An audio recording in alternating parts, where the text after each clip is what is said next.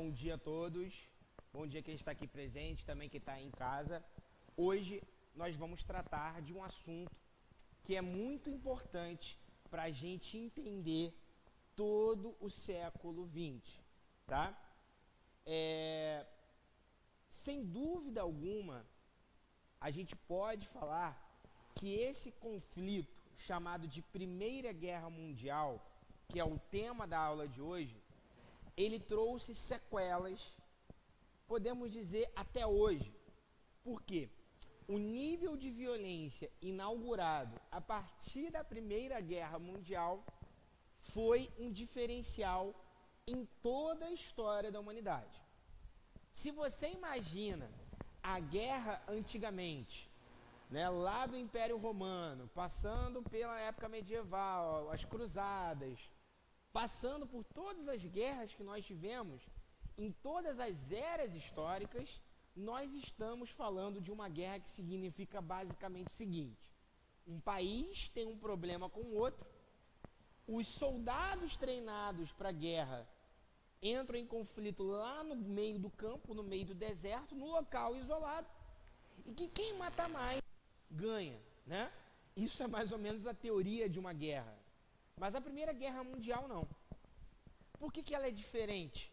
Porque ela é uma guerra que não acontece necessariamente entre soldados. A meta é destruir o outro país. E quem é o inimigo do outro país? Apenas o outro soldado? Não. Qualquer pessoa que more naquele país, qualquer pessoa que esteja naquele outro país, pode ser vítima de uma bala, de uma bomba, de um gás tóxico, pode ser vítima de uma violência. Então, quando a gente fala, né, violência urbana, e hoje em dia você liga o noticiário, liga o jornal, a todo instante aparece para você sangue, sangue, sangue, guerra, mata homem, mata mulher, mata velho, mata criança, né? Uma coisa que às vezes a gente está até lá almoçando, a gente liga o RJTV e está lá passando uma notícia horrorosa, e a gente não perde o apetite. Por quê? Aquilo ali já está habitual, já está comum para a gente. Aquilo ali já está assimilado pela nossa cabeça, que é normal acontecer. Pois bem, a primeira vez que acontece isso na história, em que passa a ser realidade a morte de um monte de pessoas inocentes, que não tem nada a ver com conflito, que não tem nada a ver com uma guerra, começa a partir da Primeira Guerra Mundial. É interessante, porque quem aqui for fazer sociologia, história, filosofia, né, algo ligado às ciências humanas, relações internacionais, com certeza vai ouvir falar de um historiador chamado Eric Hobsbawm. E a obra-prima desse historiador chamado Eric Hobsbawm é que ele chama de A Era dos Extremos, uma breve história do século XX. Essa história do século XX, para Eric Hobsbawm, ele não começa no tempo cronológico em 1901, século XX. Para ele, o século XX começa com a Primeira Guerra Mundial, porque é a Primeira Guerra Mundial que vai mudar todo o cenário geopolítico mundial. É a Primeira Guerra Mundial, né, que vai fazer com que, por exemplo, os Estados Unidos se transformem numa superpotência basicamente única. É a Primeira Guerra Mundial que vai fazer, né, que vai possibilitar o surgimento do comunismo na Rússia, a formação da União Soviética, para a gente entender o século XX. É a Primeira Guerra Mundial que vai possibilitar que haja, parece meio óbvio, né, mas hoje em dia é óbvio, mas se teve uma Primeira Guerra Mundial, teve uma segunda, né? E tomara que não haja terceira, pare pela segunda mesmo. E você não tem como separar a Segunda Guerra Mundial da Primeira, porque, né, são os mesmos atores em cena. É os Estados Unidos, era a Rússia, agora a União Soviética, na época da Segunda Guerra Mundial, é principalmente a Alemanha, com líderes doidos, malucos, varridos, mas que isso vai ser um tema mais para frente que a gente vai tratar. Então, sem dúvida nenhuma, gente, quando a gente fala em nazismo, quando a gente fala em fascismo, quando a gente fala em Segunda Guerra Mundial, quando a gente fala em comunismo, quando a gente fala em uma série de coisas, imperialismo norte-americano, nós não temos como começar, nós não temos como tratar esse tema que é tão importante, o tema da Primeira Guerra Mundial. Por quê? A Europa, até a Primeira Guerra Mundial, vivia basicamente como sendo o único local do planeta Terra em que era referência para qualquer coisa. A Europa era um exemplo de civilidade. A Europa era o exemplo de uma civilização. A Europa era um exemplo de uma sociedade. A Europa era o local mais rico de todo o planeta Terra. Mas, a partir da Primeira Guerra Mundial, a Europa perde esse posto. A maior potência do mundo até a Primeira Guerra Mundial é a Inglaterra. E depois torna-se quem? Estados Unidos da América. A Rússia, um império gigantesco, com 100 milhões de pessoas na época, né? O maior império da história da humanidade, com uma monarquia velha, caquética, de 400 anos, de poderes absolutistas, se transforma rapidamente de um país monarquista, de uma monarquia absolutista, e se converte num país comunista, e ainda maior do que a própria Rússia, ou seja, a União Soviética. Então nós não temos como falar a história do século XX, senão começando pela Primeira Guerra Mundial. Por quê? É a partir dessa guerra em que a gente vai começar a entender a história, né, do comunismo, a história do fascismo, a história do nazismo, a história de que os Estados Unidos é a maior potência do planeta, a importância do feminismo, a importância de uma série de coisas que a gente está até acostumado a ouvir falar hoje, sem dúvida nenhuma, de alguma parte tem a ver com a Primeira Guerra Mundial. Agora, olhando a partir de um balanço histórico geral, a Primeira Guerra Mundial, ela no geral empobreceu os países da Europa. Como eu disse, se a Inglaterra era uma potência, perdeu o posto. Se a Alemanha estava em crescimento, decresceu. Né? Se a França era uma grande referência, perde essa referência. No geral, a Europa perde o posto, né, de menina dos olhos da humanidade, o local principal da história, e vai para outro canto, que é os Estados Unidos da América. Mas o que é interessante da gente pensar é que a partir de um balanço histórico nós podemos falar que esse conflito foi um conflito que envolveu a morte de cerca de 12 milhões de pessoas. 12 milhões de pessoas em 4 anos, né, era como se você exterminasse toda a população do estado do Rio de Janeiro em 4 anos. Né? Então você imagina, né, a dimensão de morte numa guerra a partir da Primeira Guerra Mundial. A humanidade não estava acostumada a isso. A Guerra da Secessão nos Estados Unidos, a Guerra Civil, matou 600 mil pessoas, muita gente. A Guerra do Paraguai matou 300 mil pessoas aqui no Brasil. Né? As guerras de Napoleão mataram cerca de 100 mil pessoas. Agora, a Primeira Guerra Mundial, ela é totalmente diferente. Por quê? Ela chega a matar 12 milhões de pessoas. E entra, né, dentro e a partir da Primeira Guerra Mundial, um termo que ninguém nunca tinha ouvido falar na história da humanidade, que é o termo que vai ser muito comum na história do século XX, infelizmente, que é o termo chamado de genocídio. O que é o genocídio, gente? Oi? Um assassinato em massa, mas um assassinato seguindo qual critério? Qual o critério do genocídio? Oi? Desculpa, não ouvi. Extermínio de quem? De quem? Porque, assim, você matar pessoas é homicídio ou assassinato. Mas genocídio é uma outra coisa. Isso foi na Segunda Guerra Mundial. Mas o que podemos definir como genocídio? É um tipo de violência, é um tipo de crime, só que um tipo de crime muito específico. Tipo, não é você latrocínio, né? Você roubar e matar. Não é um homicídio você simplesmente matar uma pessoa. O genocídio é um termo muito específico que eu quero aqui que vocês identifiquem. Oi? Exatamente. O que é o genocídio?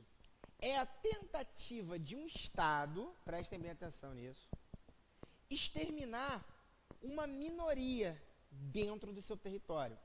Seja porque aquela minoria tem uma religião diferente, seja porque aquela minoria é opositora ao seu regime, seja porque aquela minoria de pessoas, né, façam parte de uma opinião política diversa de você. E quando a gente pensa em genocídio, nós não estamos falando de um extermínio, de uma matança de 10 pessoas, de 1000 pessoas, de 10.000 pessoas. Nós estamos falando de um extermínio de milhões de pessoas. Até a Primeira Guerra Mundial, a humanidade não tinha, né, os estadistas, os chefes de Estado, não tinham pensado na possibilidade para resolver um problema político, étnico ou nacional dentro do seu Estado, ele pudesse usar uma cartada. Qual cartada? Matar todo mundo que não lhe agrada. Então, a gente vai ver que essa palavrinha tão cara, né, a partir de uma matança feita pelo Estado, dentro do seu próprio país, a partir de pessoas que eles não gostam, a partir de religião que eles não gostam, a partir de etnias que eles não curtem, e eles vão lá e tentam exterminar essas pessoas. Isso é uma coisa bárbara de dizer, mas que começa a partir da Primeira Guerra Mundial. Como você bem disse, ali é a colega, a Segunda Guerra Mundial com o povo judeu, a gente vai ver, vai ter uma aula só sobre isso, que eu acho interessante a gente abordar, mas não parou por aí. Stalin fez isso, né? Ditaduras na África fizeram isso, enfim, um monte de pessoas fizeram isso ao longo da história, não da humanidade, assim, desde o Império Romano, não. Foi desde o período do século XX. E a partir da Primeira Guerra Mundial, com o genocídio do povo armênio, que a gente vai ver um pouquinho lá na frente, tá? Então, oi. Se hoje em dia tem chance, olha, nunca é possível a gente dizer que uma coisa seja impossível de acontecer, né? Primeiramente. Porém, a gente tem que pensar que o nível do capitalismo que nós temos hoje é um nível diferente do capitalismo que se tinha naquela época. A gente vai tratar disso quando eu começar aqui a abordar o tema, mas assim, o que eu acho interessante da gente pensar é que tanto a China tem investimentos nos Estados Unidos, e quanto os Estados Unidos têm investimento na China. Por mais que os dois líderes não se biquem, por mais que os dois líderes não se deem bem, temos que pensar que a elite daqueles dois países se amam. Por quê? Eles querem investir e ganhar dinheiro. Eu acredito que no futuro médio ou breve não tenha chance. Esse tipo de guerra, esse tipo de conflito só entra na retórica. Até porque tanto os Estados Unidos quanto a China têm bomba atômica. Né? Até porque quem vai ser o maluco que vai se meter com a China? Né? Se você der um fuzil na mão de cada homem chinês, meu amigo, eles invadem qualquer planeta até, né, Marte, Plutão, etc. Porque tem muita gente, né? Então tem muito soldado. Então eu acho que a princípio não tem esse risco, tá? Porém, é aquilo, né? Não sabemos das coisas. Sei lá, mas eu acredito que não, ok?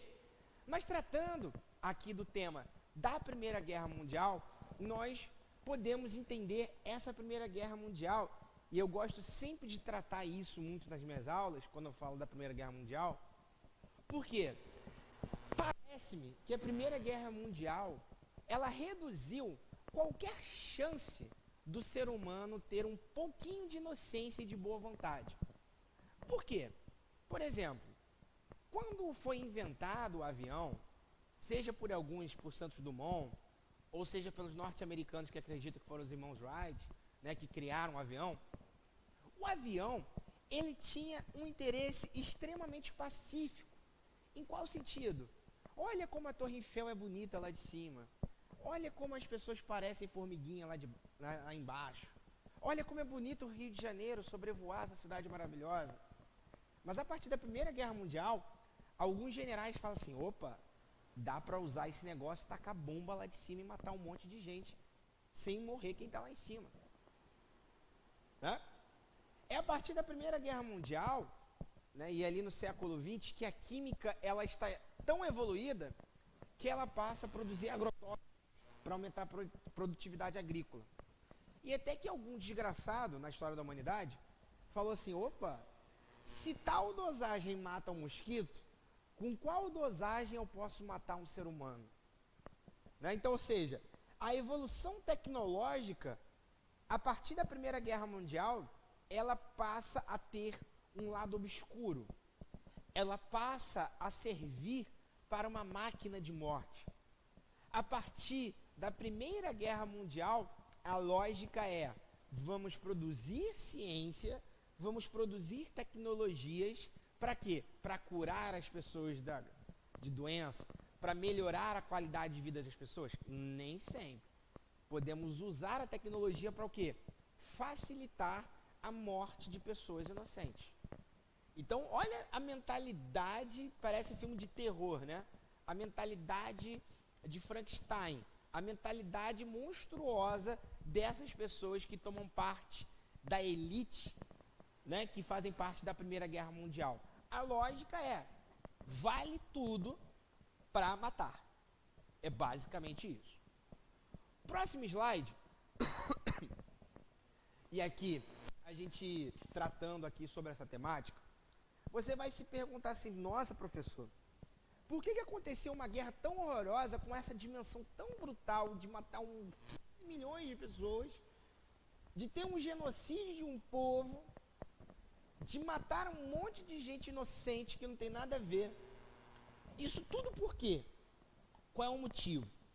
Bem, uma guerra, você há de concordar comigo, que envolve um esforço econômico de vários países, que envolve a morte de milhões de cidadãos, como foi na Primeira Guerra Mundial, você não tem como restringir a apenas um motivo.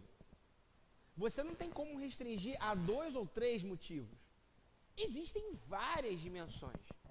Mas o que eu quero trazer aqui para vocês são as opiniões dos principais historiadores, que são bibliografia para vocês fazerem a prova. Como comumente é cobrado nos vestibulares a perspectiva de você entender o que causou essa Primeira Guerra Mundial.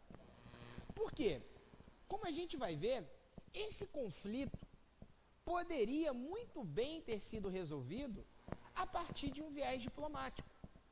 Quem sabe, se os alemães tivessem se reunido com os ingleses, franceses, e tratasse a partir da palavra, a partir de uma mesa, papel e caneta, poderia resolver muito mais do que exterminando europeus, como aconteceu na Primeira Guerra Mundial. Quem sabe, se a diplomacia não fosse usada, poderia ter se evitado tanta morte como ocorreu. Mas aí, a gente tem que contar que o ser humano é racional e pacífico. E na história, a gente tem várias provas do que o ser humano não é bem assim. O ser humano, ele não usa necessariamente o lado mais bonzinho dele ou o lado da sua inteligência para resolver problemas, né? Basta olhar várias pessoas que a gente conhece que faz merda por aí, porque não tem a capacidade de pensar no que faz, né? Então, para pensar nisso na história. Então, é nesse sentido que eu trago aqui para vocês algumas interpretações para a gente entender o que causou essa guerra, que poderia muito bem ter sido resolvida a partir da palavra, a partir da negociação, a partir da política, ou seja, da diplomacia. A primeira causa, e aqui tem um lado mais econômico, e que sem dúvida alguma, se ela não é a principal, é uma das principais motivações. Por quê? Lembra quando eu falei na aula sobre neocolonialismo, que a partilha da África, um bolo chamado África, foi dividido em sua enorme parcela para franceses e ingleses? Outras duas nações ficaram ressentidas de não terem pegado nenhum pedacinho do bolo. A lógica da nação alemã era a seguinte: nós somos a principal potência econômica da Europa, estamos passando a Inglaterra em economia, e a Inglaterra e a França têm um monte de colônia, e eu não tenho nenhuma. Tem alguma coisa errada. Ou seja, você observa que uma das grandes queixas, por exemplo, dos alemães, que é uma potência de referência para a Primeira e para a Segunda Guerra Mundial, foi o quê? Uma queixa econômica, um interesse econômico. Por exemplo, se Senegal, na África, é uma colônia da França, e a França é o meu vizinho pobre, por que que eu, Alemanha, que sou rico, bonito, forte, inteligente, não vou tomar deles? Ou seja, havia um clima na Europa que, por mais que ainda não houvesse descambado num ódio mortal a partir da guerra, existia na consciência dos alemães uma sensação assim: que injustiça fizeram comigo. A Itália, outra potência que surge tardiamente na Europa, a mesma sensação, tipo assim, calma aí, né? Por que eu também não tenho direito a ter colônias? Por que eu tenho que ver um mundo dividido entre Inglaterra e França, sendo que a Alemanha hoje em dia é o país mais rico? Havia uma sensação de revanche, uma sensação de superioridade de cada nação. E é tão interessante da gente pensar por esse viés econômico, chamado de imperialista, porque quando a gente for ver as alianças formadas pela guerra, ela tem uma explicação muito econômica. De um lado, os países que têm colônias e querem manter, Inglaterra e França, versus países que não têm colônias e querem ter, Alemanha e Itália. Ok? Então, ou seja, a Europa vai se rachando, vai se dividindo em dois blocos de interesses econômicos. De um lado, aqueles que querem preservar as suas colônias, versus aqueles que querem tomar à força as colônias dos outros. Então você observa que toda aquela violência, seja a violência prática, militar ou simbólica do neocolonialismo, como a gente viu na penúltima aula, trouxe, né, uma sensação de ganância e de interesses capitalistas tão fortes, né, que parece que aquela lei da vida é verdadeira, né? Tudo que vai volta, né? Toda violência aplicada em algum momento retorna para aquele que aplicou.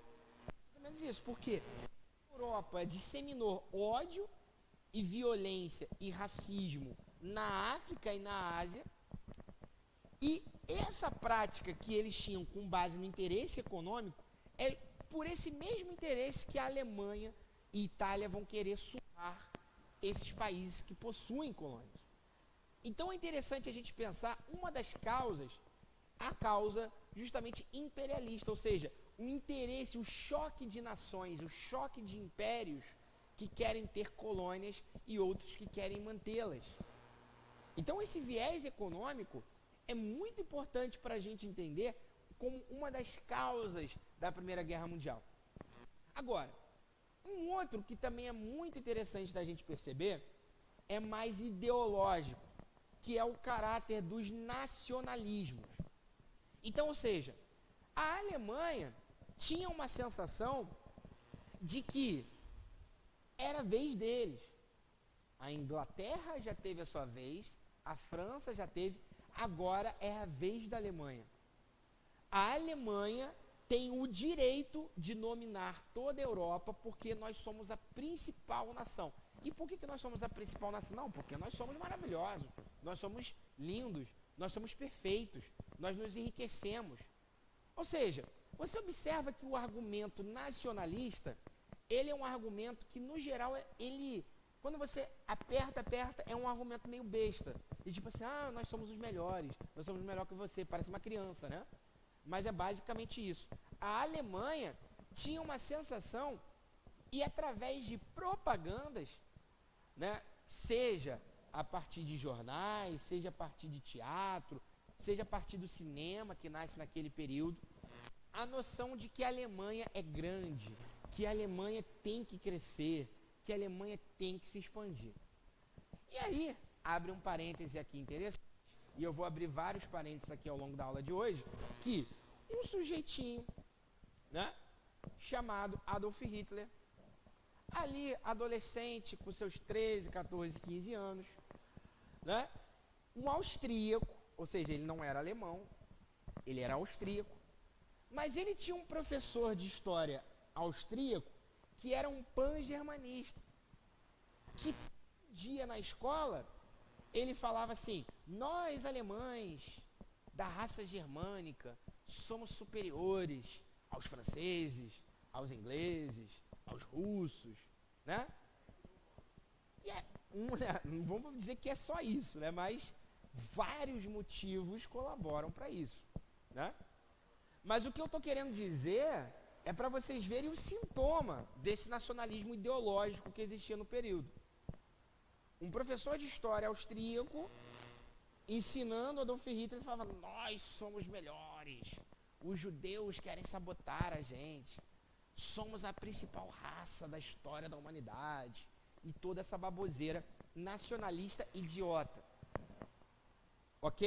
Então, para vocês terem essa dimensão, quando eu falo aqui que é nacionalismo, não é uma coisa assim, eu quero defender minha pátria. Não é só isso, é mais do que isso.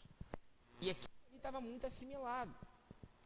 Tanto que, por exemplo, quando estoura a Primeira Guerra Mundial, tem uma foto ali que está no pendrive que é bem interessante, que a população da Alemanha vai para a rua comemorar. Viva, vamos entrar na guerra. E por que eles fazem isso? Por conta do sentimento nacionalista. Então você vê que uma ideologia, ela pode fazer com que um cara perca a sanidade, se torne um insano e que vá comemorar o seu próprio extermínio na guerra. Né? Em qual ser humano normal vai comemorar a participação de uma guerra? Né?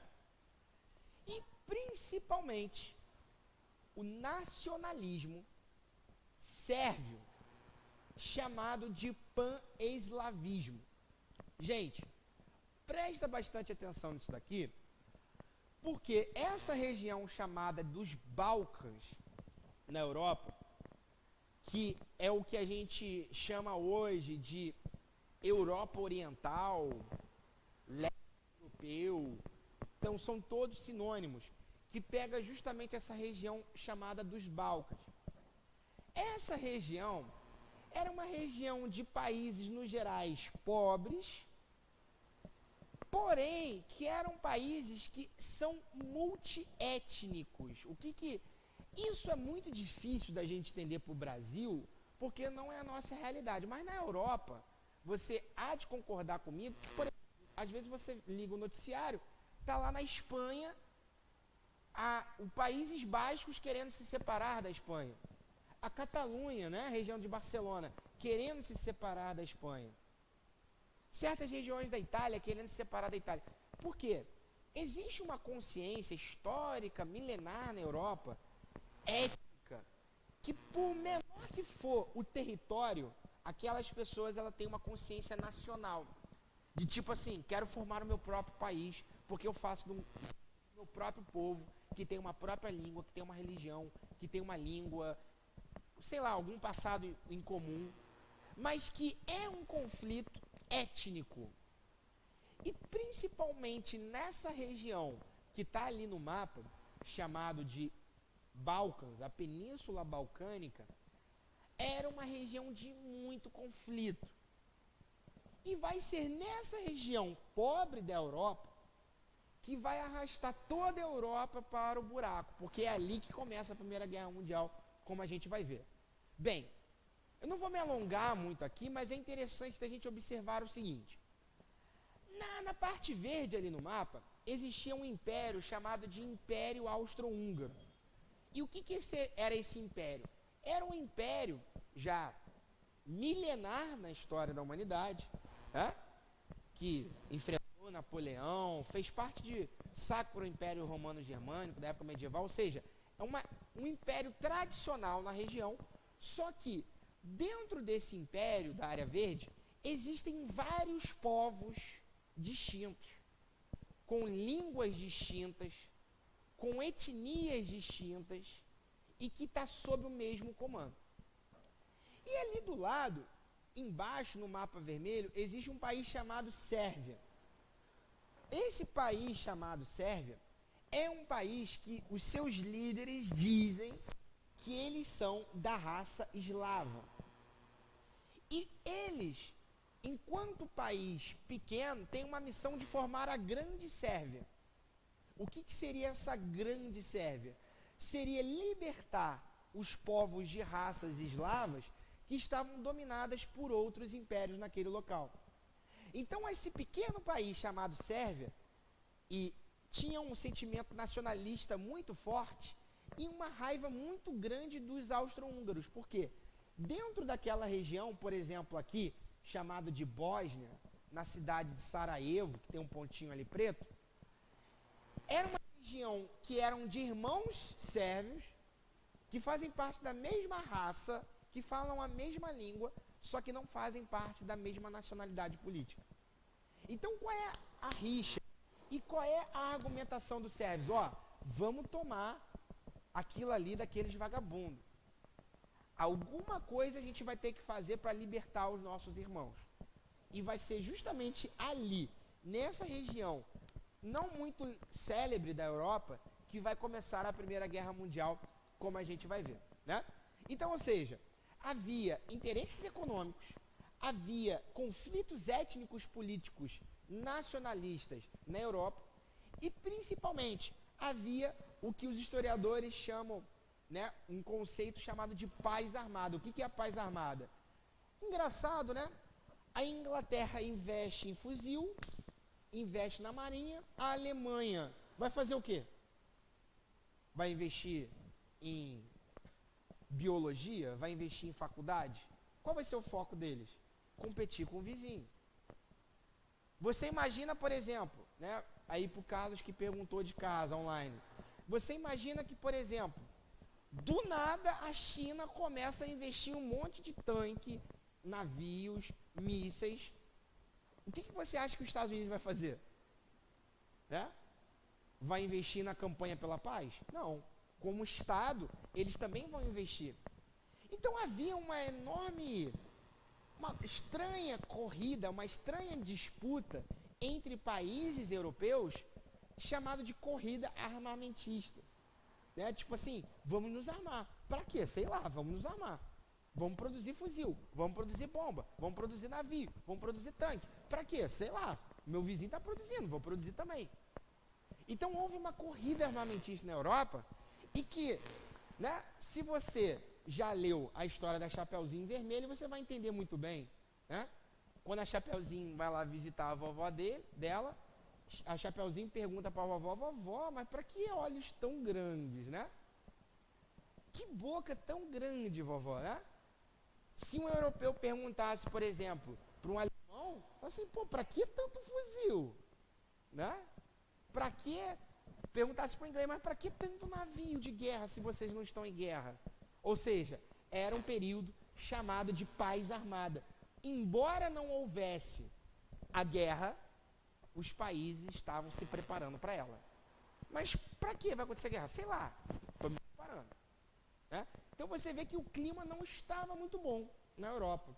Havia disputas econômicas, disputas nacionalistas e todo mundo armado até os dentes. E no próximo slide, você vai ver muito bem isso. Por quê? Se você tem uma região que está em paz, para que existe aliança militar? Né? Antes da guerra, já estava desenhada as alianças da guerra.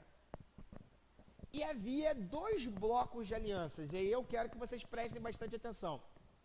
Havia a chamada Tríplice Aliança, que foi a aliança da Alemanha, do Império Austro-Húngaro e da Itália. Em 1915, a Itália vira a casaca e entra o Império Turco-Otomano, que é esse império que está aqui, tá? No Oriente Médio. Ok? Mas é interessante da gente pensar que essa aliança, inicialmente formada, tem um interesse em comum. Qual o interesse em comum? Calma aí. A Alemanha e a Itália, eu quero colônia, eu quero um pedaço da África, eu quero também a Ásia. Eu não quero que só os africanos falem inglês e o francês, eu quero também falar alemão. Tá? E por outro lado, havia a aliança entre os que tinham colônia, ou seja, a França e a Inglaterra. Ok?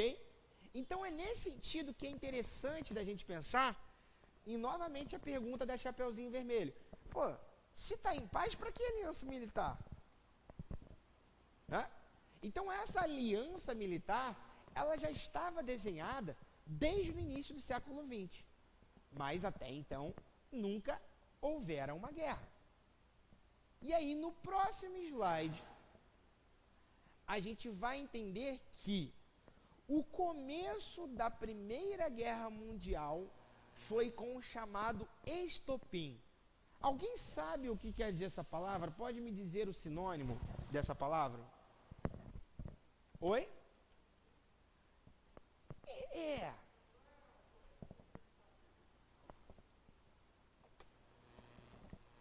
O estopim, ele é tipo assim, por exemplo, vamos supor que eu fosse professor de escola de vocês. Aí eu chego pro, qual é o teu nome? Pro Pedro, né? A gente tem um sentimento contrário um com o outro. Eu não gosto do Pedro, ele não gosta de mim, né? Mas eu posso chegar pro Pedro e expulsar ele de sala por ele estar aqui sentado quietinho? Não. Mas se você fizer qualquer coisinha, fala, vai para coordenação, desce, não quero mais você aqui na minha sala. Ou seja, eu usei qualquer coisinha que aconteceu como estopim para eu me vingar dele. Ou seja, o que é o estopim? Não é tipo como se fosse a gota d'água. Não é que aquilo ali fosse o início da guerra, mas a ponta do iceberg, ok? Existem várias outras coisas por trás, mas aparente por uma coisa boba, aquilo ali acontece para o pior. É nesse sentido que é o estopim, né? E aí, o que acontece? No dia 26 de junho, volta o slide aí, querido, por favor, no mapa. No dia 26 de junho, o príncipe da Áustria-Hungria, neto do imperador Habsburgo, ele foi ter uma ideia genial. Qual? Nessa região da Bósnia, conflituosa com os sérvios que queriam dominar aquela região, ele vai falar assim, vamos fazer o seguinte, eu vou lá, eu vou visitar lá a Bósnia e vou mostrar para todo mundo que está bem. Vou no teatro, vou levar minha mulher para passear, vou fazer isso, vou fazer aquilo, vou dar tchauzinho na rua, como um rei, como um príncipe, futuro imperador deles, e vou mostrar que está tudo bem. Aí o avô dele, vai lá meu filho, vai. E aí tá lá. Ele chegou no dia 26 de junho, na cidade de Sarajevo, capital da Bósnia, mas dentro do império dele, mas que era uma região em disputa com a Sérvia. E aí ele vai no teatro, vai passear. E aí no próximo slide, você vai ver o seguinte, que esse estudante sérvio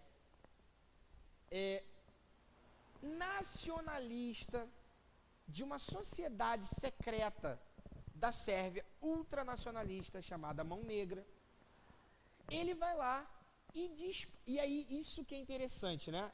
É, esse cara, ele tava assim, né? Mais ou menos o seguinte, foi uma grande notícia na cidade.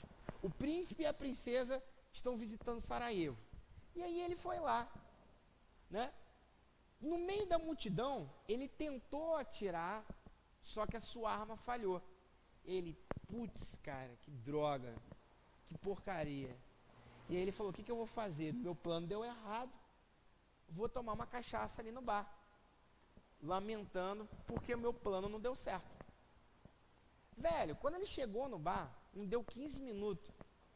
O carro do príncipe e da princesa passa na frente do boteco. Aí ele fala, obrigado, Deus. Né? Ele vai lá, recarrega sua arma e dispara, alveja, o príncipe e a princesa da Áustria. O carinha lá da Sérvia, um estudante, ele vai lá e mata o príncipe e a princesa da Áustria pela questão nacionalista sérvia. A grande questão que eu falo para vocês, um caso como esse merece um conflito mundial?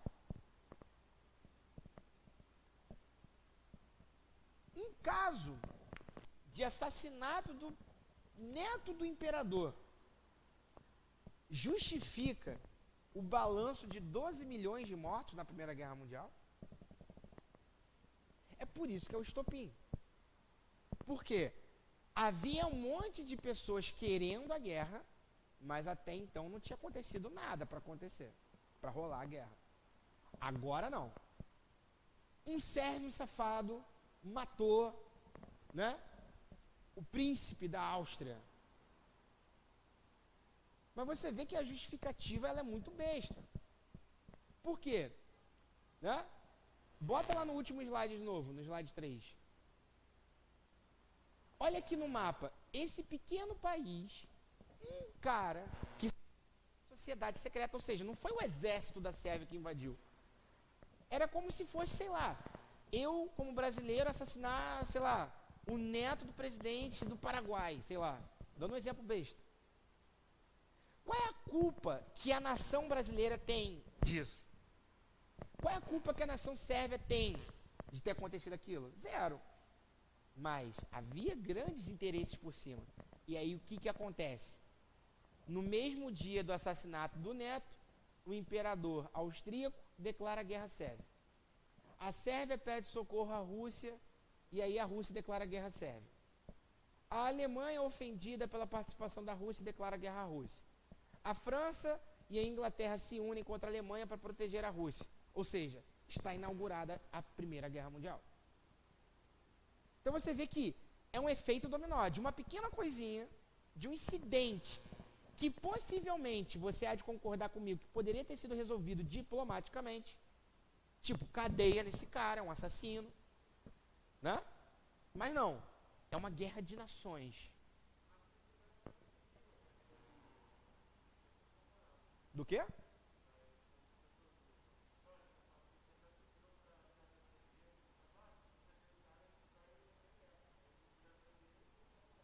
Olha, isso daí é incontestável, porque eles declararam guerra no mesmo dia.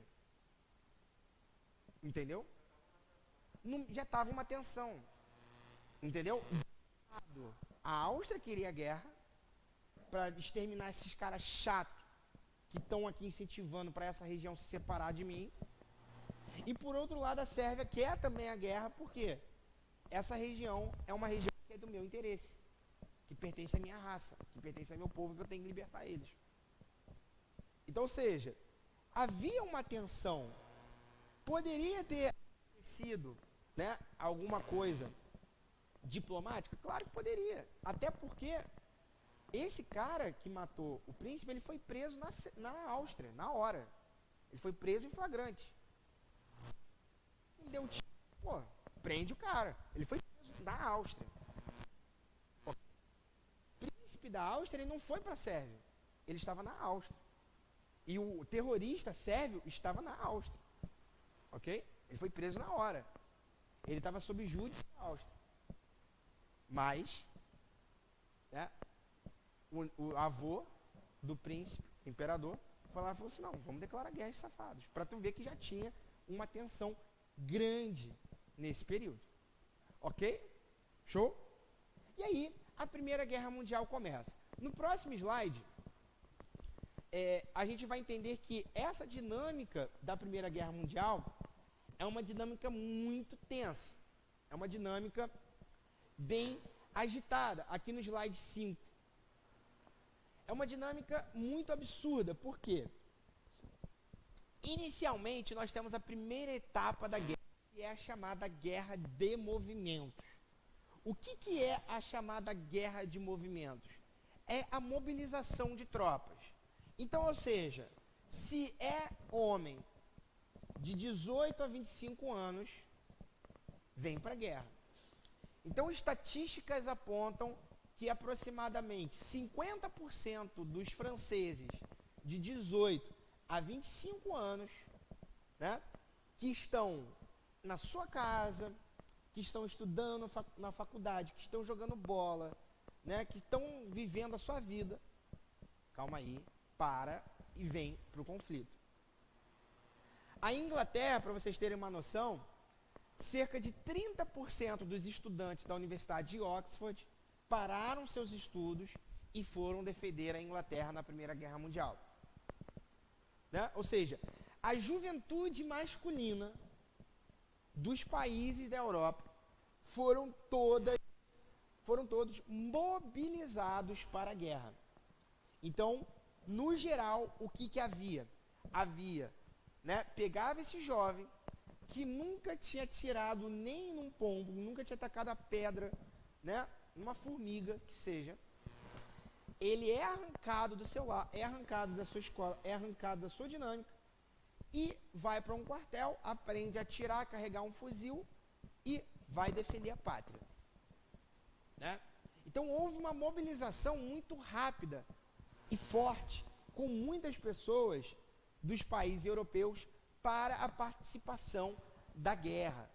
Né? Então, a gente pode falar que a Primeira Guerra Mundial, ela teve um efeito social muito drástico, porque vai formar a consciência de um monte de pessoas. Né? Onde você passou a sua juventude? Ah, eu passei estudando, passei namorando, passei viajando, passei surfando. Né? E um europeu, você passou aonde? Passei na guerra. Passei vendo gente sendo estourada do meu lado. Foi 4 anos, foi de 14 a 18. Tá? E é isso que a gente vai entender aqui.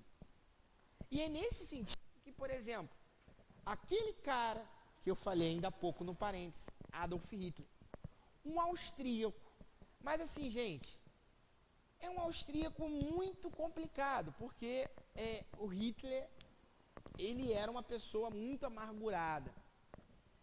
Quem era Adolf Hitler? Adolf Hitler era um jovem austríaco nesse período, que ele tinha um sonho de ser reconhecido enquanto artista, pintor. O que ele faz? Ele sai da sua pequena cidade da Áustria e vai morar em Viena, a capital da Áustria. E aí é interessante a gente observar que aí eu vou contar um pouco da história pessoal dele, que é fundamental para a gente entender a Segunda Guerra Mundial. Né? Ele é um cara que tem um pai agressivo, mas que é um pai que é de classe média, porque é um funcionário público.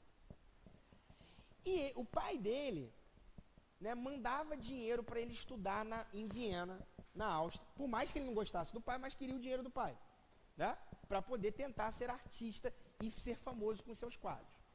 Resultado da ópera: ele tenta passar na universidade e não consegue, porque naquela época não era vestibular, né, era justamente um teste de pintura para ver se você pinta bem, e nenhum professor dele aprovou. Ele fala, porra, que droga. Aí no meio da parada o pai dele morre, né? Aí ele tem que parar de morar num hotel que o pai dele pagava para morar num albergue com mendigo, porque ele não tinha dinheiro para poder pagar o seu próprio sustento. E ao mesmo tempo os amigos dele falavam, pô Adolfinho, né? Na moral, pô, não conseguiu passar, vai trabalhar, vai arrumar uma coisa. Ele fala, não, o artista não trabalha. Né? Um dia vocês vão me ver muito famoso. Né? Um dia vocês vão ver o meu nome nos quadros, bombando na Europa. E ele fica tentando e nunca consegue. Ele fazia alguns bicos, de vez em quando, mas dentro da arte, de pintar cartões postais de Viena, fazer charge de pessoa na rua, né? Que nem artista de hoje de rua faz, que você encontra. Mas enfim, ele era um cara extremamente perdido. Um cara que não passou no vestibular, um cara que teve a morte do seu pai com uma profunda tristeza, não pelo carinho que ele tinha pelo seu pai, mas pelo dinheiro que o pai dele mandava, né? E que fechou a torneira, estava desempregado e morando com mendigo. E aí surge a guerra. E aí o que ele faz? Ele se alista não como soldado do seu próprio país, da Áustria. Ele vai cruzar a fronteira para Munique, na Alemanha, e vai servir ao quartel, ao exército alemão. Ele, como militar, e na época existia uma lei na Alemanha, que um estrangeiro servindo no exército alemão não poderia passar de cabo da hierarquia militar. Tanto que Hitler nunca passou disso. Ele sempre foi um cabo. Né? E ele assumia uma postura na Primeira Guerra Mundial de não como um soldado que atira, mas um cara que ficava ali na guerra em comunicação, mandando carta de general para coronel, coronel para general, né? Ele mandava comunicação para um comandante, capitão, ele ficava como um pombo correio ali, né? Oi? Exatamente. Exatamente, né? Então quando a gente fala, o que eu estou querendo dizer com isso? Quando a gente fala de Primeira Guerra Mundial, nós estamos falando de pessoas que marcaram a história, né? Nós estamos de pessoas que participaram diretamente dela e que modificaram a história do século XX. No próximo slide, vocês vão ver o que foi o mais absurdo, que foi a chamada Guerra de Trincheiras, ou seja, foi nesse exato momento, gente, que a guerra, ela mostrou, vamos dizer assim, o seu lado mais animal, o seu lado mais bárbaro, o seu lado mais brutal. Por quê? A Guerra de Trincheiras, ao invés de ser uma guerra de tomada de posições rápidas, era uma guerra muito lenta. Por quê? O que era a trincheira? Era um buraco como esse, uma vala, onde tinham pessoas que estavam de um lado. Então, ou seja, vamos pegar aqui a Batalha de Marne, que existiu entre a Alemanha e a França. De um lado estava da trincheira um alemão, e a uns 50 metros tinha uma trincheira de um francês. Aí ficava lá, um do lado tacando a granada, pum, do lado tacando a granada. Aí um botava a cabeça para fora para tirar, tomava um tiro na cabeça, morria. Ninguém tentava cruzar um com o outro porque sabia que ia morrer. Então, por exemplo, oi? Terra de ninguém, exatamente, que era terra que ninguém pisava. Que era justamente esse vocabulário, né? Terra de ninguém por causa disso, que era um espaço entre uma trincheira e outra, que quem seria o otário que ia andar ali, né? E nessa trincheira havia justamente esse tipo de guerra, era uma guerra muito lenta. Então, por exemplo, essa batalha de Marne, que foi uma batalha que começa em 1915 e só vai terminar com o final da guerra. E termina empatado. Ninguém ganha. Né? Então, ou seja, as batalhas da Primeira Guerra Mundial são umas batalhas assim, chove não molha, uma batalha que fica empatada, ninguém ganha. Todo mundo sai perdendo, todo mundo sai morrendo. E o que é pior, é nesse espaço chamado de trincheira, em que a gente vai poder entender que havia, né, o mínimo de humanidade possível.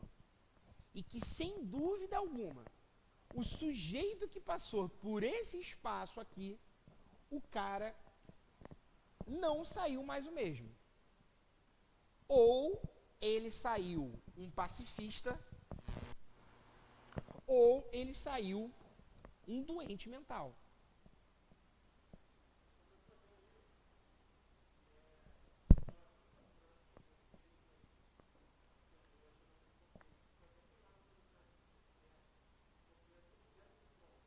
Qual?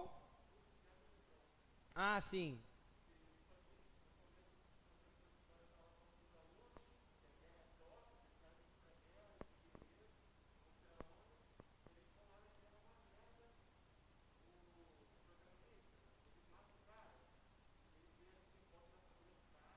É, pô.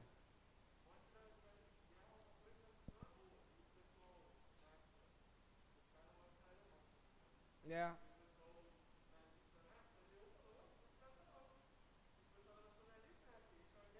exatamente. Não, o que é, o que eu tô querendo falar é justamente isso, assim, é, a experiência de um homem na trincheira não é a experiência de um homem como que, eu vou passear, eu fiz uma viagem, eu tô passando um momento difícil na minha vida.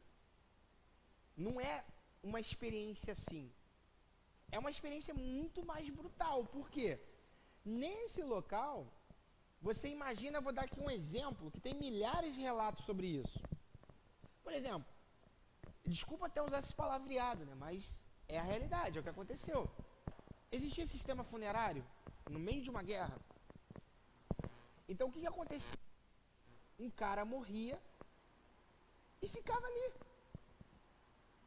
Agora você imagina se num local como esse, cheio de barro, num buraco chovesse. O local se eslameava todinho.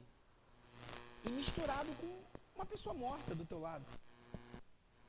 E o grande perigo da trincheira, e o que ceifou a vida de milhares de jovens, não foi nem a bala, mas sim a doença.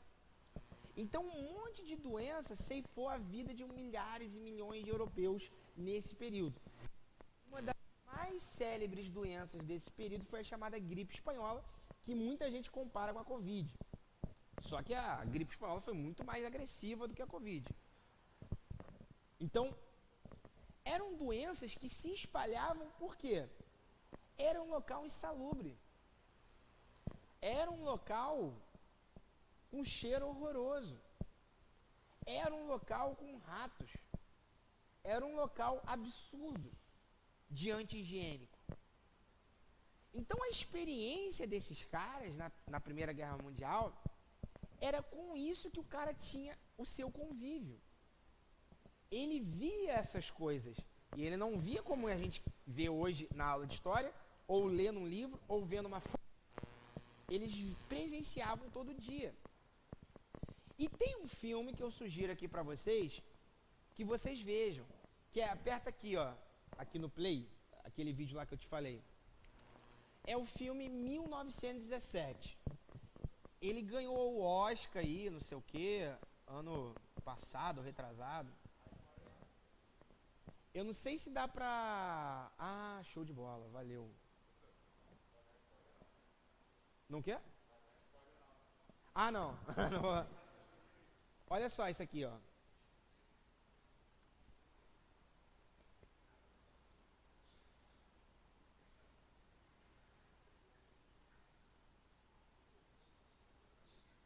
Vejam esse filme.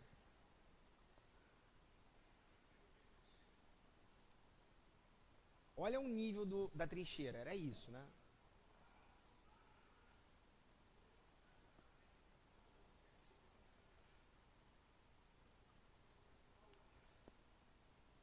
Vocês já viram esse filme? Vejam.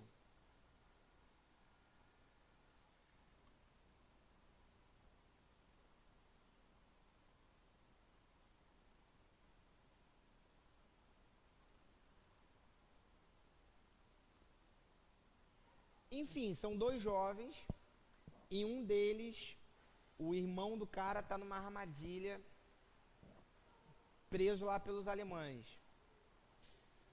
E aí a aventura é mais ou menos isso, assim, do filme, mas mostra com bastante detalhe essa questão da experiência das trincheiras, que era um horror. E é interessante esse filme, que eu gostei muito, que ele é um filme de cerca de 2 horas, tá? 2 horas. Só que ele é um filme que ele só tem 4 takes, 4 tomadas. O que quer dizer isso? O câmera, é tipo assim, tudo como se fosse ao vivo. Uma sequência. Então, por exemplo, o começo do filme, ele tem 40 minutos direto. Então, tem mais trabalho que deu de fazer esse filme. Tipo assim, o câmera tá lá.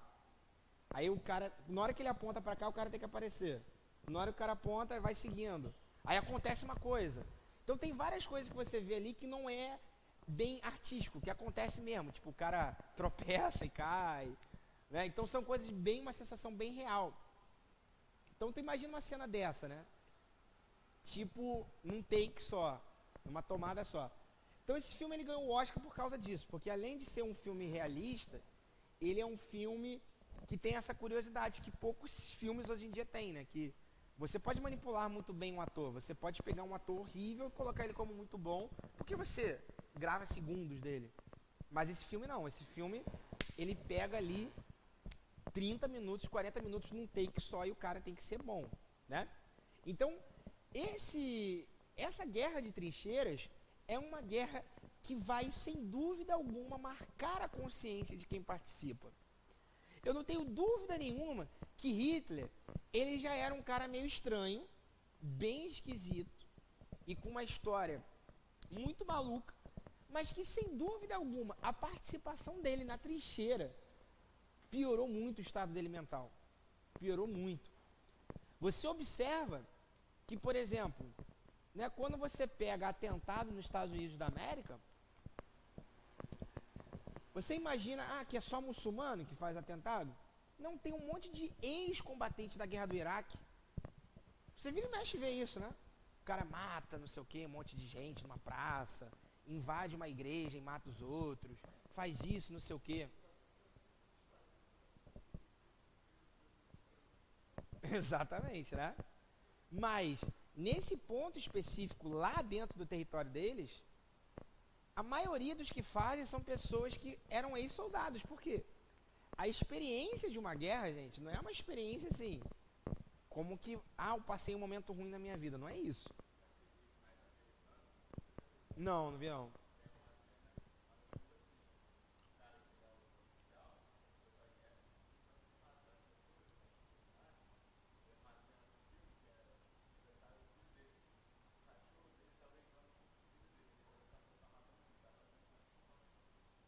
Cara, pesado, né? Ou seja, a guerra, ela transforma a vida de uma pessoa, não tem dúvida. Seja, para a imensa maioria, que ela vira um doido, mas também tem aqueles que se tornam pacifistas. Que é isso que a gente vai entender aqui no próximo slide. Em 1917, tá, acontece uma mudança enorme na Primeira Guerra Mundial. Por quê? A Rússia cai, sai fora da guerra. E por que ela sai fora da guerra? Porque ela pediu arrego? Quase, né? Quase. Mas por que ela pediu arrego? Por que ela pediu sair da guerra? Porque chega ao poder, em 1917, Vladimir Lenin, o Partido Bolchevique, o Partido Comunista da Rússia. E ao chegar ao poder, Lenin e os comunistas, eles enxergam a Primeira Guerra Mundial como sendo uma guerra de interesses capitalistas. E que só morre pessoas que estão nessa guerra, trabalhadores. Mas aqueles que lucram com a guerra e que queriam a guerra por conta de interesses econômicos, ou seja, os burgueses, estavam lá fumando seu charuto, bebendo seu champanhe e seus filhos não iam para a guerra. Oi? Exatamente. Então Lenin, quando chega ao poder na Rússia, isso a gente vai ver na próxima aula, uma transformação da Primeira Guerra Mundial, que foi o avanço do comunismo, a existência de um país comunista. Então, quando Lenin ele chega ao poder em 1917, o que ele prega em toda a Europa? A desobediência de todos os soldados. Então, tipo assim, quando a Rússia se transforma em comunista com o Lenin, há um grande desespero das potências e falam assim, calma aí, a ideia é boa, a ideia é convincente, a ideia é interessante, Agora tu imagina se todos os soldados fazem isso. Então qual é a primeira coisa que eles fazem? Ó, faz a paz logo e manda esses caras ficar quietos. Né? Esses comunistas ficar quietos. E principalmente, entra um novo esforço de guerra. E aqui é uma virada essencial na história da humanidade. Por quê? Vai ser a primeira vez que os Estados Unidos vai agir militarmente fora da América. Fora do seu quintal. Por quê? O movimento era sempre antes de europeus irem para a América, seja como imigrantes, como empresários ou para passear. Mas a partir de 1917 vai ser o contrário. Vai ser os Estados Unidos que vão para a Europa. Vai ser os Estados Unidos que vão para cima do mundo.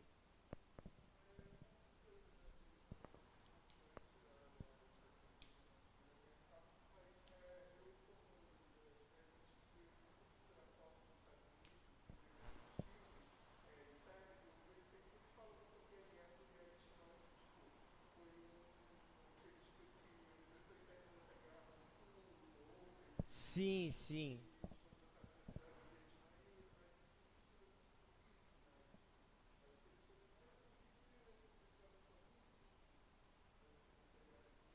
Na Guerra do Vietnã, no caso, né? Então, a Guerra do Vietnã, ela vai ser... E isso que é interessante, né? Porque até a Primeira Guerra Mundial, os Estados Unidos tinham uma política que, querendo ou não, o Trump tentou resgatar agora. Se bem que ele até agora não arrumou guerra com ninguém. Mas ele não é tão quieto. Qual era a prática da política norte-americana desde a independência? Era o chamado isolacionismo. Tipo, somos uma grande potência, estamos interessados apenas no nosso território, nos nossos vizinhos da América. Se a Europa se comer na guerra, se a Ásia destruir, se a Ásia, não estou nem aí, o que importa é que eu estou isolado aqui, na América. Mas a partir da Primeira Guerra Mundial, e sobretudo a partir da Segunda, isso muda na história dos Estados Unidos. Por quê? Os Estados Unidos saem desse pensamento deles ficarem isolados do mundo e partem para cima de quem é contra eles. Ok?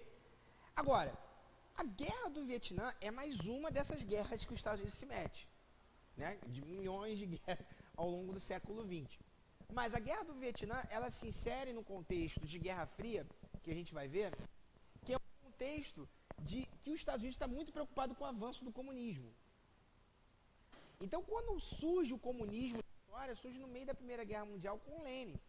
E todos os países do mundo, né, de um modo geral, olhavam com muito medo dos comunistas.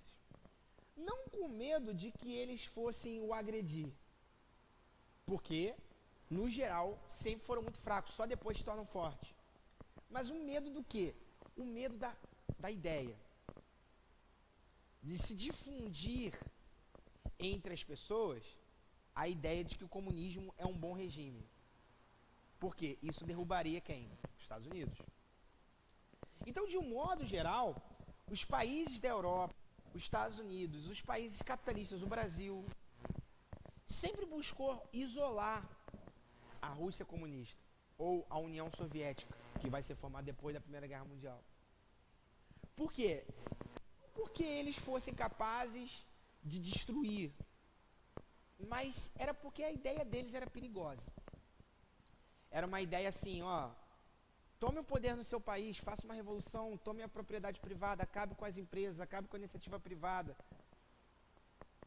Então, tipo assim, em todos os países, quem tinha negócios tinha medo. Assim, anticomunismo total. E na Primeira Guerra Mundial, isso já surge como um grande perigo, porque era, de certa maneira, um discurso pacifista do Lenin, que era o discurso de que você, soldado, largue suas armas, volte para sua casa, não acredite que essa guerra é sua. Ele falava isso. Então teve um monte de pessoas da Itália, da própria Alemanha, que vão fazer isso. E pessoas que estão tão embrenhadas naquele mundo sanguinário da guerra, como Adolf Hitler, vão olhar que desgraçado desses comunistas? Estão abandonando a Alemanha para voltar para casa. Então, no meio dessa consciência vai ter ainda um pensamento meio viril, né?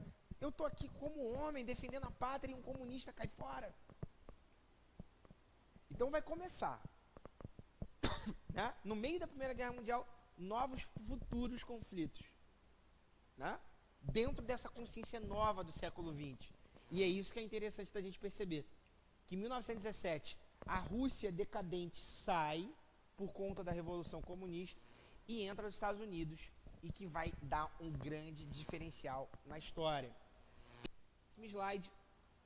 Tamanho diferencial que a guerra acaba rapidinho. Acaba em 1918 com a rendição da Alemanha. E aí guardem bem isso, por favor, esse termo, que é muito conhecido na história e é muito importante, que é o Tratado de Versalhes. O que foi o Tratado de Versalhes? Foi o tratado de paz da Entente, ou seja, dos países vencedores, em cima da Alemanha. Como que os países vencedores trataram a Alemanha? Né? Como que eles trataram o pensamento da Alemanha? Existiam dois pensamentos. O primeiro era do presidente norte-americano, Woodrow Wilson, que ele acreditava que tinha que refazer a Alemanha, teria que apoiar a Alemanha a se reconstruir e integrá-la a um mercado. Isso era o presidente norte-americano. Mas os ingleses e os franceses, que participaram diretamente da guerra, eles queriam saber de ter mordido a Alemanha e depois assoprar? Claro que não. Eles queriam vingança. Eles queriam mais. Principalmente a França, indignada, né, por ter morrido um monte de francês e terminar assim a guerra e terem destruído tanto a Alemanha. Vence qual proposta? A ideia do presidente norte-americano de integrar a Alemanha ao mercado ou de penalizar a Alemanha por Inglaterra e França? Inglaterra e França. Tratado de Versalhes é a penalização da Alemanha. E aí a Alemanha, de 1914, que era uma grande potência, ela em 1918 se transforma numa potência envergonhada. De um país em que as pessoas saíam para a rua comemorar o início da guerra e com um discurso ultranacionalista, se transforma num país acanhado, acabrunhado, penalizado pelos seus primos vencedores. Por quê? Oi?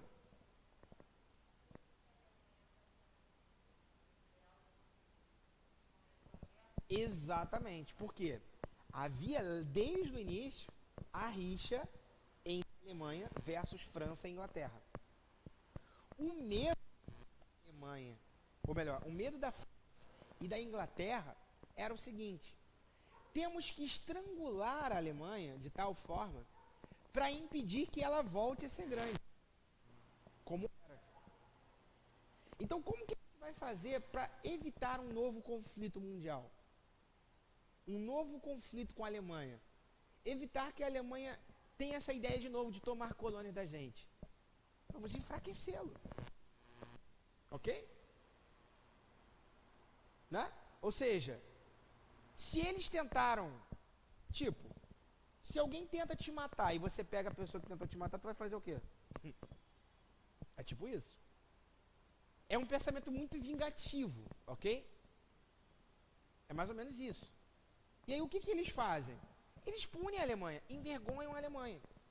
A Alemanha, de uma grande potência, passa a ter no máximo 100 mil militares. A Alemanha, de uma grande potência bélica, só pode produzir arma de calibre 38, ou seja, um revólver. A Alemanha, que queria se tornar maior a partir da Primeira Guerra Mundial, de territórios, seja a leste para a formação da Polônia, ou seja a oeste, que dá um pedacinho para a França. E, sobretudo, todo ano, os alemães têm que pagar uma multa aos franceses e aos ingleses. Então, ou seja, Alemanha 1, Inglaterra 7. Tá? Ou seja, foi humilhada, foi massacrada pelos seus vencedores. A pergunta que eu faço é: deu certo essa estratégia de estrangular a Alemanha? Só piorou, porque Hitler, com seu discurso ultranacionalista de direita, ele vai usar como plataforma política partidária o quê? Contra o Tratado de Versalhes. Contra os judeus que assinaram o Tratado de Versalhes. Contra os comunistas que abandonaram a Alemanha em prol de uma noção que todo mundo é igual. Contra essas pessoas que sabotaram a Alemanha e fizeram a Alemanha ser penalizada. Então, não há como a gente falar de Segunda Guerra Mundial, não há como a gente falar de nazismo, se a gente não tratar do Tratado de Versalhes. Então, o Tratado de Versalhes é uma coisa que você precisa associar. Qual é a moral que você tem que entender? Penalização da Alemanha. Show de bola? Tranquilo? E aí, slide 9, próximo, já que finalizando para a gente fazer os exercícios.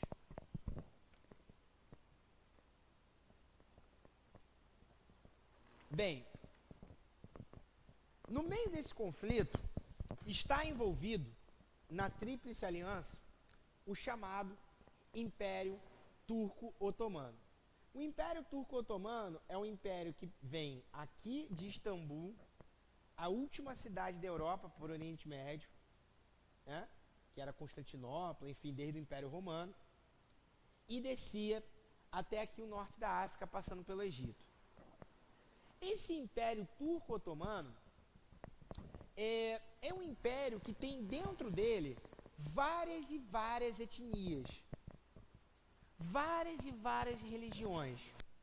Qual é a religião turca oficial? Pergunto a vocês. Hoje em dia, qual é a religião turca oficial? Oi? A islâmica, ok? O Império Turco-Otomano é um império islâmico. Só que dentro dele, dentro dessa imensa região, que pega aqui Istambul, passa pela Turquia, passa por Israel, Egito, Líbia, norte da África, existem várias etnias e que a maioria são islâmicas, só que ali dentro tem judeu e tem cristãos. E um desses grupos, uma minoria dentro dessa maioria muçulmana, nessa região aqui que fica ao leste da Turquia, chamada de Armênia, teve como palco a primeira história de genocídio da humanidade. Por quê? Quem eram os armênios?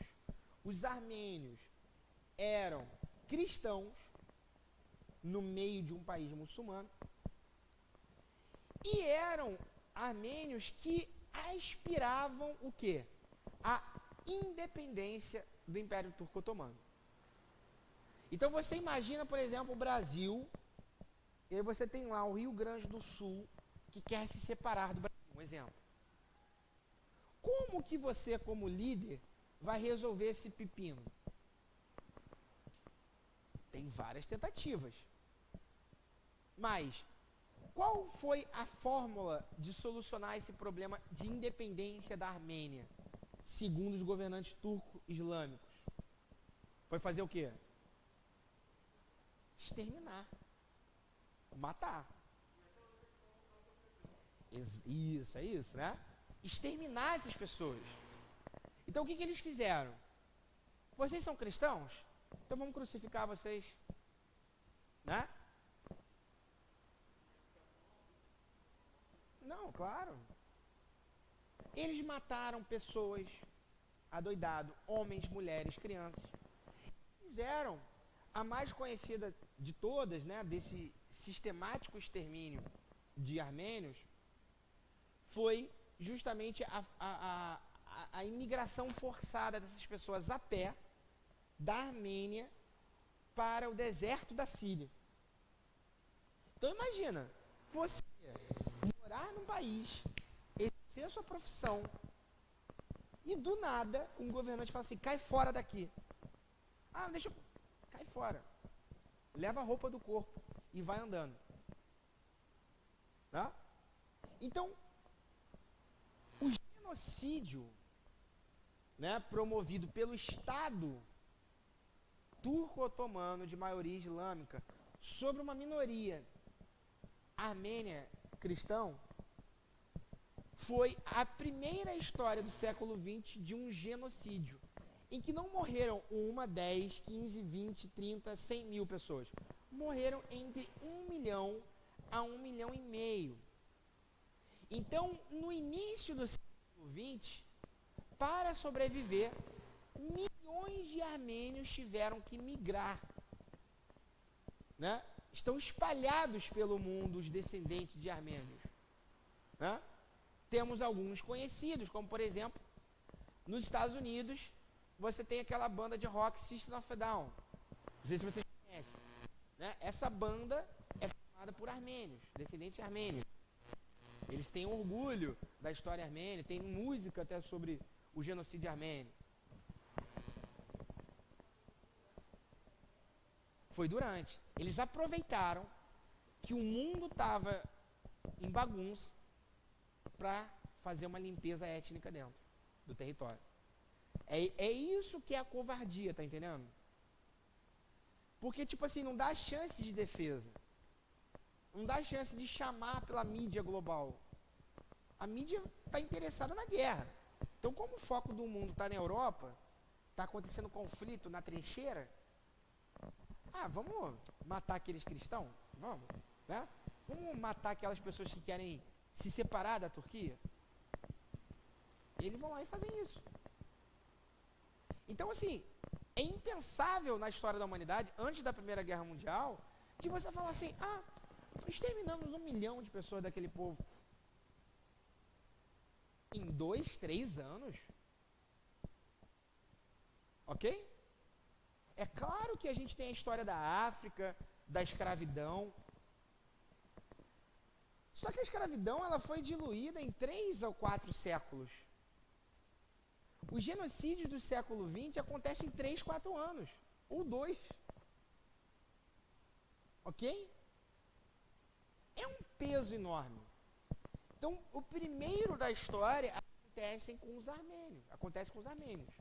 Mas, o principal, o mais conhecido, quando a gente fala em genocídio, essa palavra, a gente se remete aos judeus na Segunda Guerra Mundial, que a gente vai tratar sobre isso numa aula específica.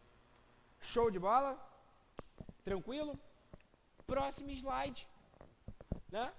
Apesar de tantas coisas ruins, surgem algumas coisas que também vão mudar a história do século XX. O comunismo, né? O comunismo de Lenin. De um lado, o feminismo. Se você perguntar assim, por que tem a ver o feminismo? Era simplesmente por conta do seguinte, olha que movimento doido, por exemplo, na Inglaterra, né? As chamadas sufragistas. Os homens que ocupam os cargos estão agora onde? Na Primeira Guerra Mundial? Na guerra. E quem vai trabalhar? E quem vai produzir as armas? Quem vai produzir a bomba? Quem vai produzir o uniforme? Quem vai trabalhar varrendo o chão? Quem vai trabalhar nas fábricas? As mulheres. E essas mulheres que participam do processo produtivo são excluídas, por exemplo, na Inglaterra do direito político. Não podem votar. Então começa a surgir uma consciência como a gente usa hoje em dia, né, o empoderamento. Tipo assim, da mulher se perguntar, poxa, eu não sou uma dona de casa como era antigamente, que eu sou sujeita às ordens do meu marido, porque ele é o provedor do lar. Sou eu agora quem provém o lar. E por que eu não posso participar da política? E por que eu não posso votar e ser votada? Então, essa primeira consciência política é a consciência política do feminismo, que surge no meio dessa Primeira Guerra Mundial. E outro problema, quando os homens voltam da Primeira Guerra Mundial, eles voltam querendo ocupar o mesmo espaço que tinham. Só que um dado você não volta mais atrás. A consciência de liberdade financeira adquirida pela mulher trabalhando na cidade é uma consciência que não retoma mais aquilo que era antigamente, da mulher submissa a um homem porque é ele que provém tudo do lar. A mulher pode e deve se inserir no mercado de trabalho. Uma outra questão que é muito importante e poucas pessoas lembram é a importância do movimento negro. Por que do movimento negro nos Estados Unidos? Por quê? Os soldados negros vão lutar na Primeira Guerra Mundial. E ao lutar na Primeira Guerra Mundial, eles vão se perguntar, opa, a mesma consciência da mulher, né? Opa, eu estou dando a minha cara a tapa lá para chegar aqui, voltar para a América e ser reduzido a um pedaço de número de tipo assim, você não pode andar ali. Calma aí, eu defendi a pátria ou não defendi? Eu participei dos interesses norte-americanos ou não participei? Se eu participei como soldado, eu tenho que ter direito aqui. Então, olha a mudança política que acontece a partir da Primeira Guerra Mundial. O comunismo, o feminismo, o movimento negro, o movimento anticolonial, que começa a surgir e vir à tona após a Primeira Guerra Mundial. Então você vê que, diante de tanta desgraça, diante de tanta bagunça, também existem aquelas pessoas que vêm com uma nova consciência, a partir de uma guerra tão catastrófica. Show de bola? Tá com dúvida? Tá, pensei que estava assim. Show, gente? Vamos fazer o exercício? Rapidinho para terminar. Página 300, questão 12.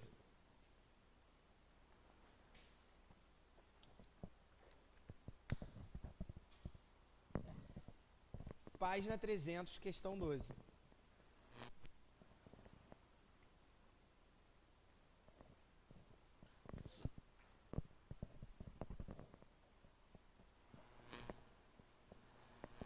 Vocês vão ver aqui no slide que tem muita questão da UERJ também, tá? Sobre essa temática. Página 300, questão 12.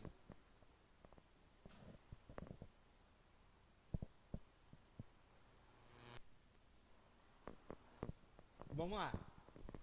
3 décadas, de 1884 a 1914, separam o século XIX, que terminou com a corrida dos países europeus para a África e com o surgimento dos movimentos de unificação nacional da Europa do século XX. Ou seja, 3 décadas, 1884 a 1914, separam o século XIX do século XX, que começou com a Primeira Guerra Mundial.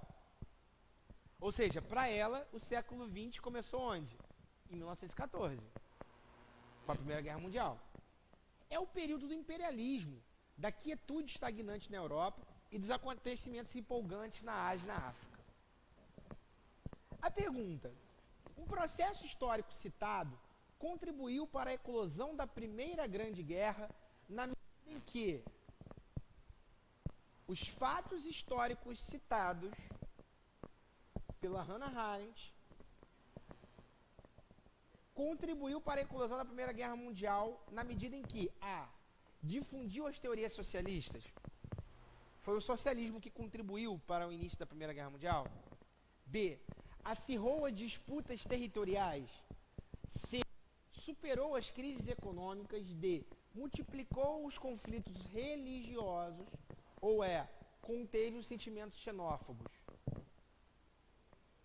Letra B de bola, exatamente. Ou seja, era uma disputa colonial, uma disputa imperialista. A Sérvia queria ter terra, né? A Turquia queria manter suas terras. A Itália queria ter mais terras na África e na Ásia. E aí tudo isso que a gente já viu. Show de bola? Próximo slide. 12. UERJ 2018.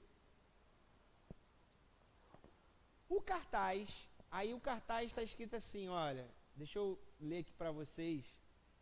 Aqui tem a foto do sultão e a foto de quem? Do Hitler, né? Aí tá dizendo assim mais ou menos, vê se tu consegue ler o que tá escrito aí, que aqui no tá meio sem. Dá para ler aí? Aqui nesse negócio amarelinho,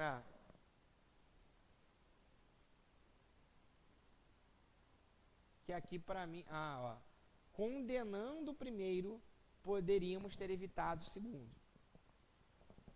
Condenando o primeiro, poderíamos ter evitado o segundo. Aí está lá o texto. Cartaz acima divulgado no aeroporto, nas ruas e ônibus de Yerevan, capital da Armênia, faz alusão ao líder otomano Talat Pasha e a Adolf Hitler. A imagem é uma das muitas espalhadas pela cidade para lembrar o centenário do massacre de até 1,5 milhão de armênios nas mãos de turcos otomanos, cujo império estava se desintegrando em meio à Primeira Guerra Mundial. Muitos eram civis deportados em regiões desérticas, onde morreram de fome e de sede. Outros milhares foram massacrados no centro da cidade. Muitos pontos de ônibus exibem a foto de sobreviventes. Ou seja, está contando sobre o genocídio. Através da lembrança do massacre dos armênios, em 1915, é possível comparar experiências históricas com o objetivo de fomentar na atualidade práticas sociais de reconhecimento ou seja,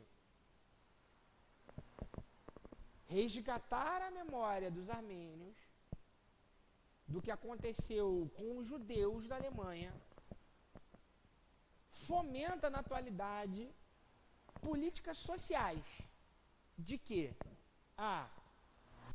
De genocídio e reparação das famílias vitimadas.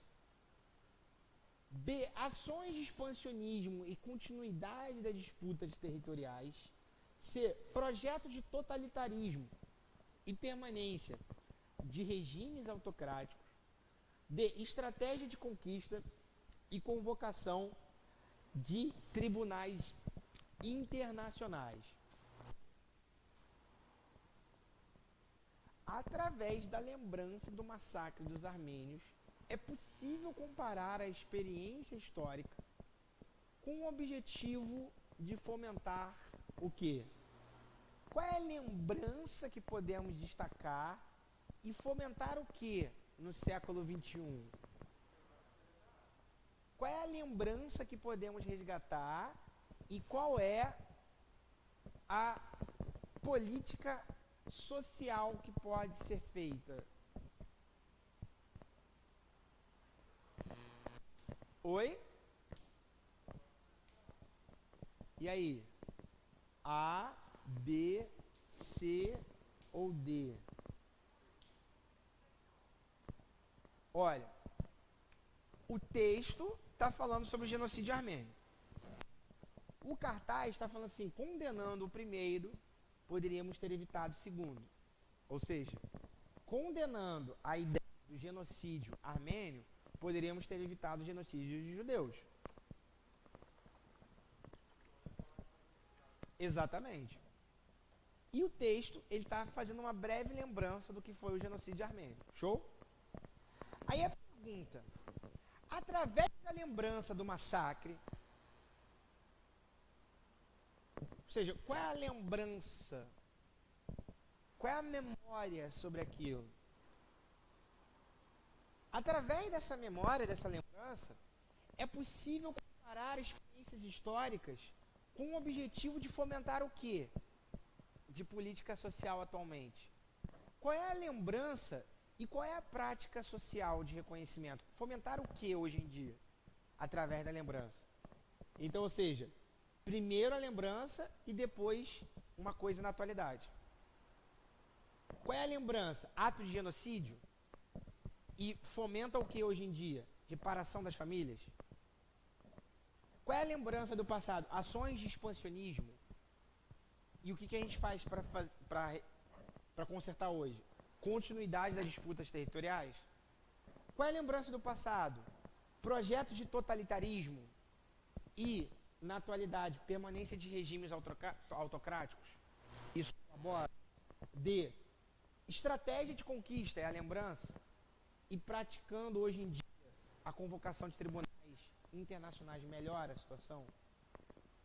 Ou seja, qual é a lembrança e qual é a medida que podemos fazer? É mais ou menos isso.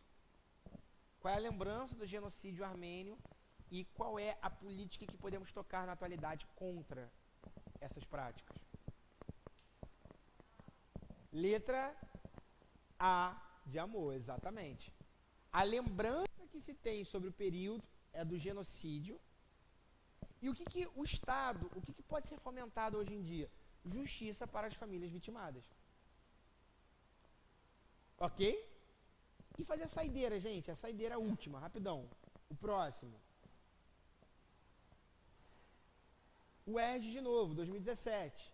Depois da votação do parlamento alemão na resolução que classifica a matança de armênios pela Turquia como genocídio, as relações entre a Turquia e a Alemanha começaram a congelar.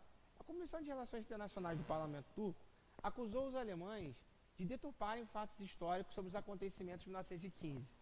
A Turquia até hoje nega veementemente que se trata de genocídio e a morte de até 1,5 milhão de armênios em massacres e marchas ao deserto ordenadas pelo Império Otomano, sobretudo de 15 a 17. Ou seja, hoje a Turquia nega. Ih, isso é mimimi, não aconteceu nada. Né? Doideira. A pergunta. No contexto dos efeitos da Segunda Guerra Mundial, a ONU passou a conceber o genocídio como crime contra o direito internacional. De acordo com o texto acima, o posicionamento do governo turco indica o temor de possíveis punições, especialmente se esse organismo internacional conceber o massacre dos armênios como um ato de A.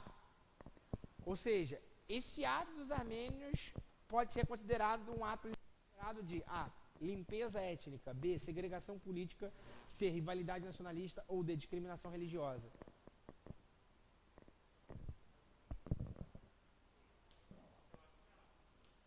Letra A, falaram aqui. Quem acha que é letra A? Mas vai A ou B?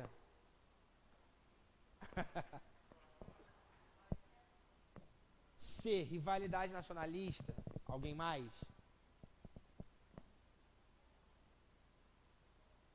D ou B? Só A e C, né? A resposta certa é letra A. Por que letra A? Porque limpeza étnica, olha a diferença. Limpeza étnica é quando um cara massacra um povo. Rivalidade nacionalista é quando os dois povos estão em guerra. Ok? Tipo, os armênios que foram ordenados a marcharem, a morrer no deserto, não estavam em combate com ninguém. Foi um massacre deliberado. Tá entendendo? Conseguiu entender? Disputa nacionalista é a disputa entre a Alemanha e a França. Limpeza étnica é o extermínio de pessoas inocentes que não tem nada a ver. Show de bola? Beleza? Exatamente, né? Galera, show de bola. Os slides vocês estão recebendo, né? E esse aqui eu vou postar também ao longo dessa semana. Valeu, gente? Valeu!